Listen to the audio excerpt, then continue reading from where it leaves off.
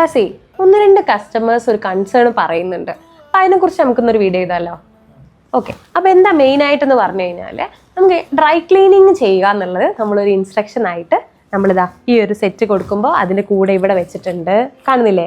അതുപോലെ നമ്മൾ ഓൺലൈനിൽ നിങ്ങൾ പർച്ചേസ് ചെയ്യുന്ന സമയത്ത് നമ്മൾ എങ്ങനെയായിട്ട് ക്ലീൻ ചെയ്യേണ്ടതെന്നുള്ളൊരു പേപ്പർ കൂടെ വെക്കുന്നുണ്ട്, ഇൻസ്ട്രക്ഷൻസ് ആയിട്ടുള്ള.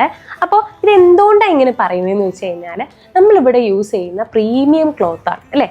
അപ്പോൾ ഇതിൽ അതേപോലെ ഷൈൻ ചെയ്ത് നല്ല ബ്യൂട്ടിഫുൾ ആയിട്ട് നിങ്ങളെ ചാമിങ് ആയിട്ട് ഒരുക്കുന്ന രീതിയിൽ ആ ഡ്രസ്സ് എക്കാലത്തും നിലനിൽക്കണമെങ്കിൽ അതിന് ഫോളോ ചെയ്യേണ്ട, ക്ലോത്ത് ക്ലീൻ ചെയ്യുമ്പോൾ വാഷ് ചെയ്യുമ്പോൾ നോക്കേണ്ട ഇൻസ്ട്രക്ഷൻസ് ആണ് ഇതൊക്കെ ചെയ്തിട്ടുള്ളത് കേട്ടോ.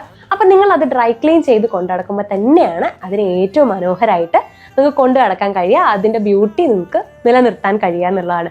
നിങ്ങൾക്ക് അറിയാവുന്ന കാര്യമാണ്, എന്നാലും നമ്മൾ 1-2 തവണ ഇത് റിപ്പീറ്റ് ചെയ്ത് പറഞ്ഞിട്ടുമുണ്ട്, കൂടെ നമ്മൾ ഈ ടാഗും വെച്ചിട്ടുണ്ട്. അതിനെ നിങ്ങൾ സീരിയസ് ആയിട്ട് എടുക്കണം എന്നുള്ളതാണ് ഇപ്പം എനിക്ക് പറയാനുള്ളത് കേട്ടോ. അപ്പോൾ ഇത് 1-2 കൺസേൺസ് ആയിട്ട് പറയേണ്ടായിരുന്നു. അപ്പോൾ നമുക്കറിയാം ക്രേപ്പ് ആയാലും ഇങ്ങനത്തെ ക്ലോത്തിലൊക്കെ വരുന്ന, ഇപ്പം നമ്മുടെ ചന്ദരി ആയാലൊക്കെ എങ്ങനെ മെയിൻറ്റെയിൻ ചെയ്യണം എന്നുള്ളത്. അപ്പോൾ അത് നിങ്ങൾ നോർമൽ വാഷ് ചെയ്താൽ അതിൻ്റെതായിട്ടുള്ള ബുദ്ധിമുട്ടുകൾ ആ ക്ലോത്തിനും ആ ഡ്രസ്സിനും മൊത്തത്തിലും ഉണ്ടാവാൻ സാധ്യതയുണ്ട്. അപ്പോൾ അത് നിങ്ങളൊന്ന് ശ്രദ്ധിക്കണം എന്ന് പറയാൻ വേണ്ടിയിട്ടാണ് നമ്മൾ ഇന്ന് ഈ ഒരു വീഡിയോ ചെയ്തിട്ടുള്ളത്.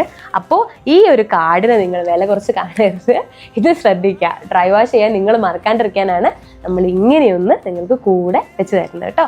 അപ്പോൾ ഇനി ഈ ഒരു പ്രശ്നം ഉണ്ടാവില്ലല്ലോ.